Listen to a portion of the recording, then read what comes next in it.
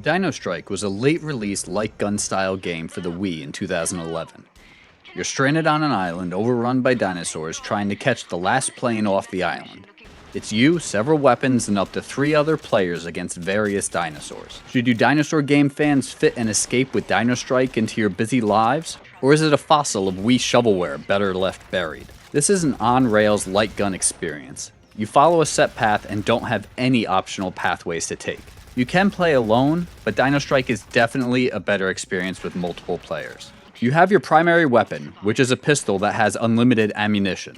Along the way, you'll pick up a shotgun, machine gun, and an exploding arrow-firing crossbow, all of which require ammo pickups to stay stocked up. Your trigger fires whatever weapon you have selected. If you want to change your weapon, you have to press one of the directional buttons or use the nunchuck joystick. The buttons are programmed for specific weapons, so there's no annoying time-consuming weapon scrolling here. You must reload your selected weapon manually by pressing the A button. This means that this prehistoric ride is a two-handed experience. That's what she said. There aren't any other actions like ducking or dodging, so the controls are relatively simple, which makes jumping into the game fairly natural for players of most ages. The action starts up almost immediately.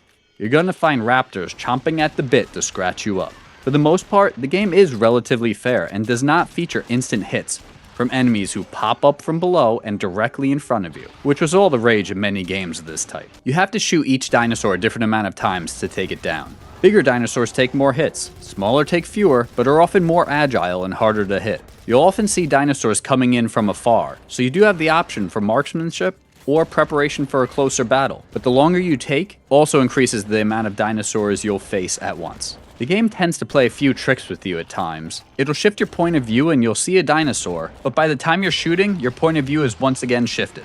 Similarly, dinosaurs will run or fly across the screen. These can be taken out, but they almost always require prior knowledge of what's coming.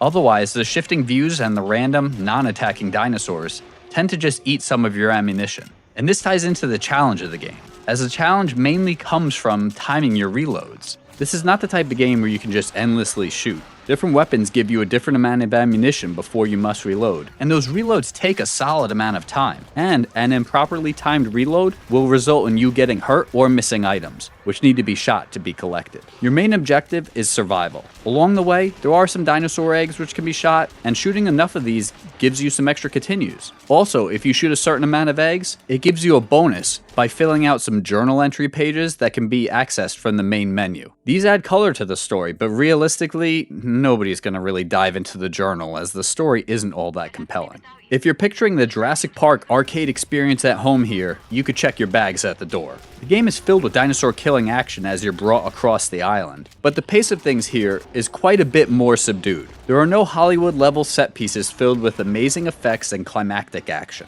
There are plenty of fights to be had, and the game is fun, don't get me wrong, but it never hits that crescendo. You do encounter various dinosaurs such as the Velociraptor, Ankylosaurus, Dilophosaurus, and Pterodactyl. Naturally, a Tyrannosaurus Rex is also included in the game, as it wouldn't be a dinosaur game if it didn't include the apex predator. The game only features one T-Rex and is presented as the lurking big bad that shows up from time to time for a quick fight before heading away and then coming back again later. Think Mr. X in Resident Evil 2, minus the trench coat and any sense of terror. Although the variety isn't too great, the dinos present are vastly different from each other and present different challenges. The Ankylosaurus requires a large amount of shots or heavy firepower, while the Dilophosaurus shoots its fictionalized venom from afar. When facing different enemy types at once, you have to triage your targets. With regard to story, your plight of survival is covered by cutscenes at the beginning and end of each level, as well as some radio transmissions in-game. There's a lovely accented explorer's daughter guiding you to her plane and expressing regret for her father's discovery of the island. But the overarching story really is a rather basic escape the island plot. With regard to art and sound design, the art design for Dino Strike is solid. It isn't going to blow you away with its level of graphical prowess and detail, but it's also not going to detract from your experience. There's plenty of vegetation, trees, and other details that fill out the island. The cavern sections are lit up with volcanic lava. There are night sections with a fiery volcano or water splashing in the background, and water dripping from temple ceilings. As you float down the river on a raft, there's also plenty to look at on either side as you battle enemies from above and to the sides. When you do take out a dinosaur, each dinosaur also has a dying animation, which helps to add to your immersion level. Conversely though, Your shots don't cause any damage to the scenery or leave bullet holes, so there are certainly limits to their artistic design and attention to detail here. Of note, the game does get a little bloody, which is a nice touch, but it isn't overly gory for those looking to play with some younger players. With regard to music, the game does have some in-game music, but it's very innocuous, almost to the point where it just kind of blends into the background. It's not going to bother you, but it isn't something that's going to make you feel excited either.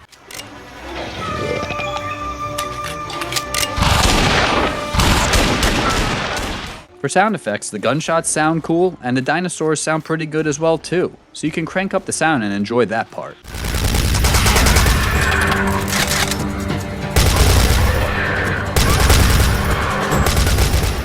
So does Dino Strike have that short game energy that allows you to fit it into your busy life? Let's find out. The game is a relatively smooth pass-through in a single session, but even on easier difficulty levels, you will probably die a few times and potentially need to use some of those continues. It does give you a fair amount of lives, and shooting those eggs will help to keep your supply of continues sufficient. There are some sections that present some challenge, but there's nothing that's going to have you screaming about the game being unfair or too difficult. For game length, the game takes about a solid hour to complete, so it's actually able to be easily completed in one sitting. After completing the game, you do get to choose a level should you want to go back and experience that again, which adds to replayability. Of note here, older players may not really be drawn to replay this game numerous times, but a younger dinosaur fan certainly might, as I've witnessed firsthand with my son. With multiple lives, multiple but not infinite continues, and a very reasonable difficulty, Dino Strike gets a frustration minimal rating. For you physical collectors out there, loose copies can run you about $25, while closed in box could run you $30 and well over. This game really wasn't sold in great numbers, so finding a copy might be a challenge. Overall, Dino Strike is a worthwhile play, should you be of the proper audience and have the proper mentality going into what you're playing. For anyone who can't get enough of light gun games and dinosaurs, especially those playing with a younger fan, this is probably an easy pickup. It's a fun experience and a quick playthrough. The game as a whole is fairly mediocre, but by no means is mediocre equal to bad, and the lack of dinosaur light gun shooters may make this a top pick on a very short list.